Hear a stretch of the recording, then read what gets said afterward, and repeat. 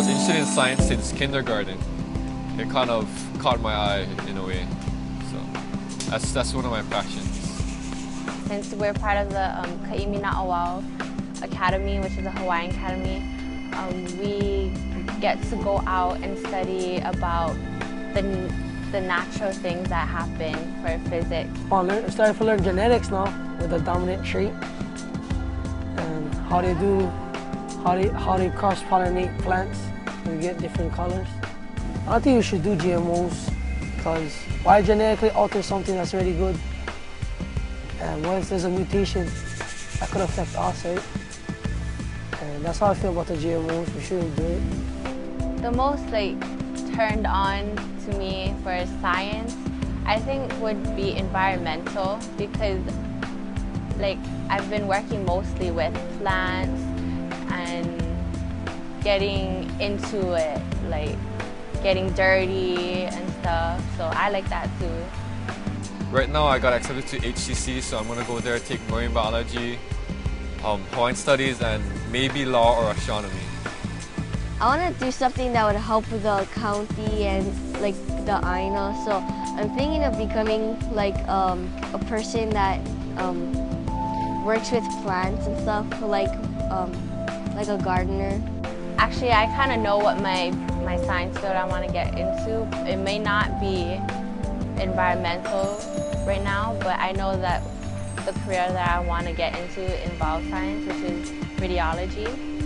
So I'm going to have to focus more on science. So. I wouldn't mind being a farmer, to tell you the truth. I like planting things. Yeah. Tell me I move out to Maui, start a little farm in Hana maybe. But yeah, I wouldn't mind being a farmer when I grow up.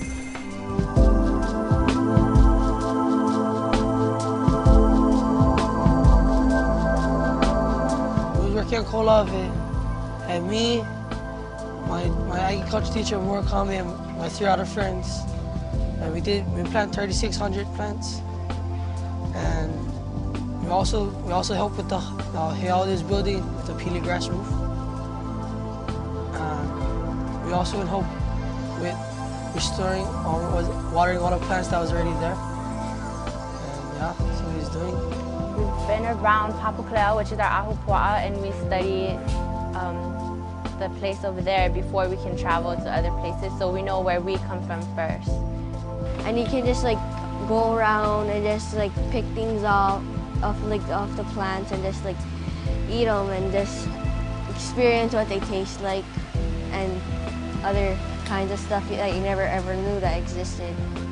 Learning about the poe and how it's made, and went up to the mountain to make plant core trees so we could make the island more complete, I guess. The fish ponds, they work, it's like engineering. They use the currents, the moon phases to know when fish are going to spawn and how big their gates need to be. So that's using astronomy and oceanography in modern sense. So yeah. No matter what subject you're teaching in class, even if it's math or something, you can go outside, count leaves or rocks or something, you know. I think outdoors would be the best place for a class. Learning science outside the classroom, I think it's the best way to learn, because you get hands-on with the activities, and it sticks in your head more than it does when you're reading a textbook. Because you remember what you did and how you did it, and then you not only do it, but you find out how it's done, how it works, how the chemical reactions work to make a certain molecule or chemical or something. It's more fun.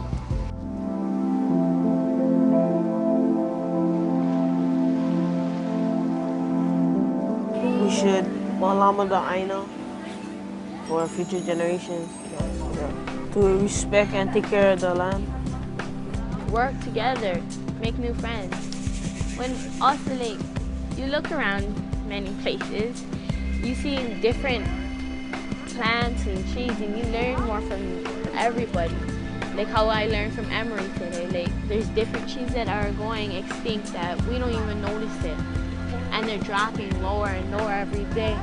You show Malama where you come from and take care for what you got, because when it comes down to it, you can lose it all. And this is the last sanctuary left in Kauai for Hawaiians to grow their ag, to practice their ag lands, and also learn how to plant taro. When you start nurturing kalo and growing it, like, it teaches you values, because in order for you to stay alive, you need to have sustainable food. So if you take care of haloa, haloa will take care of you. So in other words, if you take care of your kalo and tend to it every day, water it, make sure there's no weeds, then it will give you food in return. Like, it will grow big, grow good, and it will nourish you.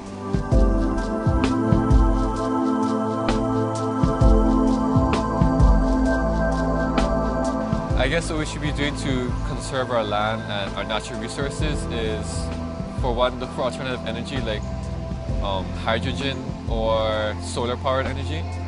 A second one is to maybe decrease buildings. Like, instead of building more buildings, we can renovate like the old buildings that are about to fall down or something like that. Another thing is to replant forests, maybe grow more crops on the island so we're more dependent on ourselves than other nations. And yeah, just look for more alternative energies like wind power and solar energy, and that's about it. Yeah. I think there should be start pouring in things that we don't really need, taking up space that, you know, we can use for taro, land field, fruit trees, vegetables. If they just gave us seeds, we can probably plant them. We don't have to pay so much for gas. Tell the truth, I'll cut off all gas prices. You get the power to do biodegradable. I mean, we get the cocoon nut, that can turn to on biodegradable fuel. We can go into straight to sugar cane and corn. That is biodegradable diesel. You know what I mean? You can sustain yourself without using crude oil. And you can stop the greed, you know what I mean? All about is just money. You don't need money. You can sustain yourself here. There's some days where I get, like, I don't care or whatever, but of course I always think about my culture, and I always think what the Hawaiians would do. Just like today, I'll be like, oh, imagine all the Hawaiians hiking all of this. They're like, no clothes, barefoot. They didn't grumble, nothing. So I just try to think what my ancestors did and try to make it better, because we're living in such a westernized world, and it's really hard. I know I can admit that it's really hard for me, that I wouldn't be able to live back then how my ancestors were. And sometimes, like, I don't want that. Sometimes I want to be more like into it and stuff. But like other times too, I rather like just cruise and lay down, be all lazy. And Hawaiians weren't lazy. Don't take stuff for granted, and don't ever turn your back on the Hawaiian side, because that's your strongest aspect in life. Yeah. When you grow up, all you get is Hawaii. I mean, you can't go to nowhere else. And we're not like the mainland. Like, if you have problems here, you can just go back home. Huh? This is our home, so you gotta learn everything you got now, because when it's all gone, you're gonna miss it.